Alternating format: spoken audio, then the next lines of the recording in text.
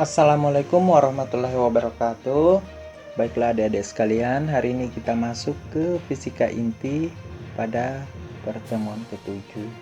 Pertemuan sebelumnya kita sudah membahas tentang defek massa, energi ikat inti. Kita juga sudah membahas tentang reaksi inti.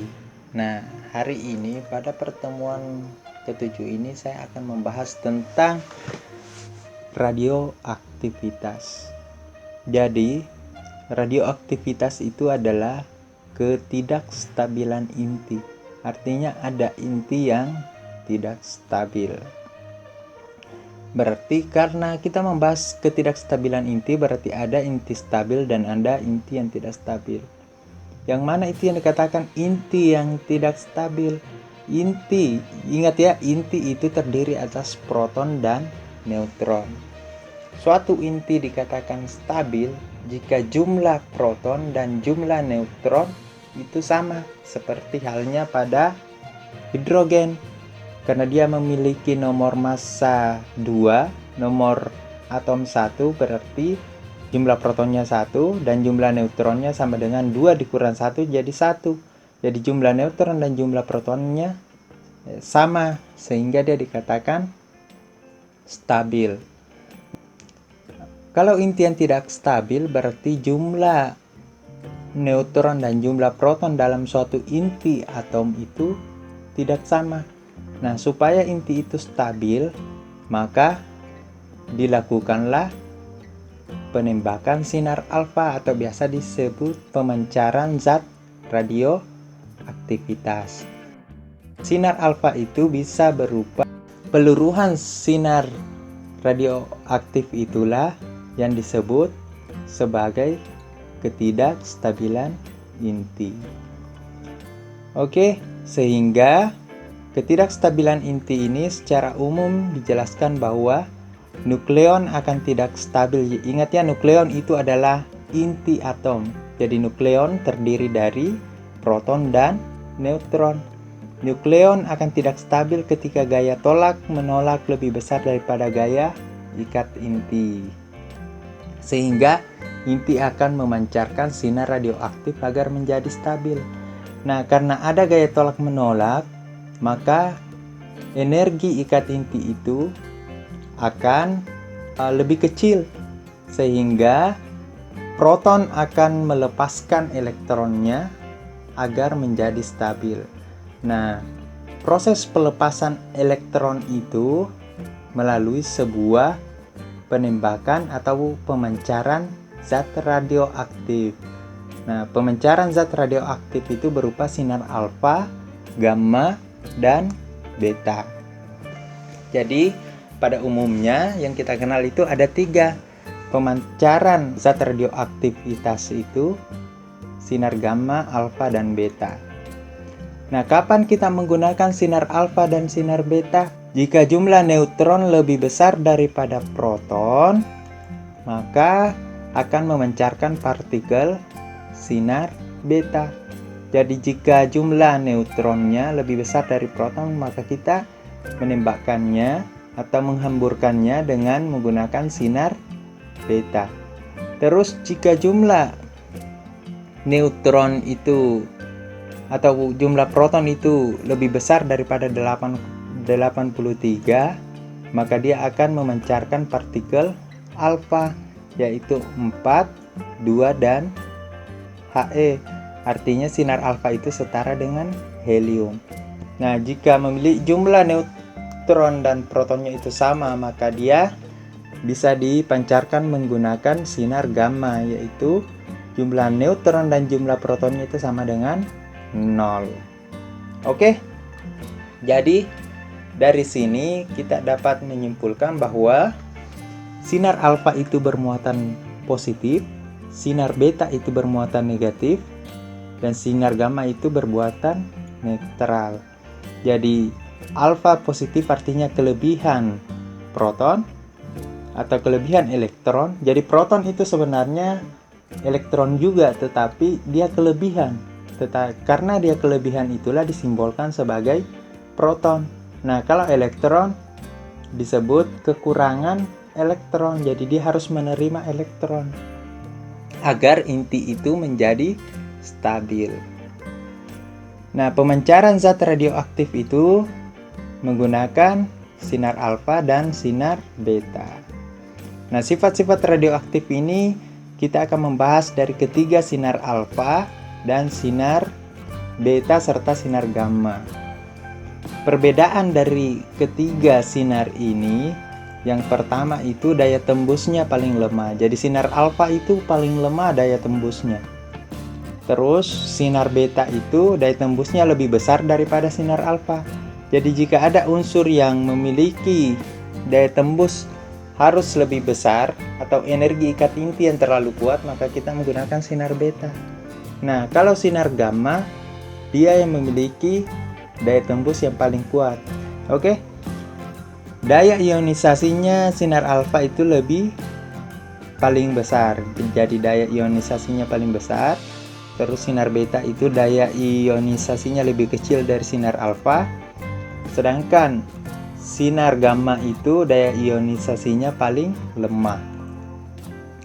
Terus sinar alfa itu dibelokkan oleh medan listrik. Jadi sinar alfa dapat dibelokkan oleh medan listrik. Ketika ada energi listrik atau ada medan-medan listrik di sekeliling sinar alfa itu, maka dia akan terjadi pembelokan. Nah, kalau sinar beta dibelokkan juga oleh medan listrik. Yang tidak dibelokkan oleh medan listrik itu adalah sinar gamma. Terus sinar alfa itu dibelokkan oleh medan magnet. Begitu pula sinar beta, kecuali sinar gamma. Sinar gamma tidak dibelokkan oleh medan magnet. Perbedaan berikutnya yaitu sinar alfa itu bermuatan, artinya kelebihan elektron atau disimbolkan proton karena dia kelebihan. Kalau sinar beta, dia juga bermuatan tetapi muatannya itu kekurangan elektron. Terus sinar gamma itu tidak bermuatan karena dia bersifat netral. Terus masuk ke sinar alfa itu bermassa, jadi memiliki massa. Beta itu memiliki massa juga. Jadi karena ada dia kekurangan elektron, jadi dia membutuhkan elektron dan elektron itu memiliki massa. Terus sinar gamma karena tidak bermuatan, tidak ada protonnya, tidak ada elektronnya, dan neutronnya pun 0, maka sinar gamma ini dikatakan tidak bermassa. Terus sinar alfa itu mempunyai energi. Jadi energi yang dimiliki oleh sinar alfa itu sebesar 5 sampai 3 mega elektron volt. Sedangkan sinar beta mempunyai energi 3 sampai 4 mega elektron volt. Terus sinar gamma mempunyai energi sebesar 0,2 sampai 3 mega elektron volt. Kelajuan sinar di udara plus minus 0,054 kecepatan cahaya dikali kecepatan cahaya sampai 0,07 kecepatan cahaya. Kecepatan partikel, jadi kalau sinar alfa itu dia memiliki laju. Terus kalau sinar beta dia memiliki kecepatan partikel, artinya sinar beta itu memiliki arah. Kalau sinar gamma alfa itu tidak memiliki arah. Besar sinar betanya sebesar 0,032 cahaya sampai 0,9 kecepatan cahaya. Untuk sinar gamma kecepatannya sama dengan kecepatan cahaya di ruang hampa. Jadi kecepatan cahaya itu setara dengan kecepatan daripada sinar gamma. Sinar gamma itu juga memiliki arah. Ada vektor karena ini adalah kecepatan. Ingat, kecepatan itu adalah vektor dan kelajuan itu adalah besaran skalar. Oke, lanjut ke pembahasan zat radioaktivitas pada ketidakstabilan inti. Di sini kan terjadi pemancaran partikel, baik pemancaran partikel beta, alfa maupun gamma. Nah, karena dia memancarkan, maka terjadi proses disintegrasi. Nah, apa itu disintegrasi? Disintegrasi itu adalah peluruhan. Jadi, pemancaran partikel itu disebut peluruhan. Pecahnya inti radioaktif secara spontan yang memancarkan sinar radioaktif. Peluruhan ini memiliki kecepatan peluruhan. Besar kecepatan peluruhannya itu tergantung dari jumlah atom yang dimiliki oleh suatu atom atau suatu unsur. Yang kedua, jumlah unsur tergantung dari jumlah unsur pemancarannya. Nah, untuk mencari jumlah inti radioaktif yang tinggal, jadi N ini disimbolkan dengan N. Jumlah inti radioaktif yang tinggal itu sama dengan jumlah inti radioaktif mula-mula dikali dengan bilangan natural. Jadi E itu di sini bukan elektron ya, tetapi bilangan natural dikurang minus lambda dikali T. Lambda ini bukan panjang gelombang, tetapi dia tetapan peluruhan. Jadi lambda yang dimaksud di sini itu tetapan peluruhan. Sedangkan T kecil ini adalah waktu yang dibutuhkan untuk melakukan suatu pemancaran partikel. Oke, selanjutnya disintegrasi itu atau peluruhan itu membutuhkan waktu peluruhan itu sebesar T kecil. Sedangkan waktu paro itu sebesar T. Nah, selang waktu yang dibutuhkan oleh zat radioaktif yang meluruh hingga jumlah atom radioaktifnya tinggal setengah dari inti atom radioaktif mula-mula.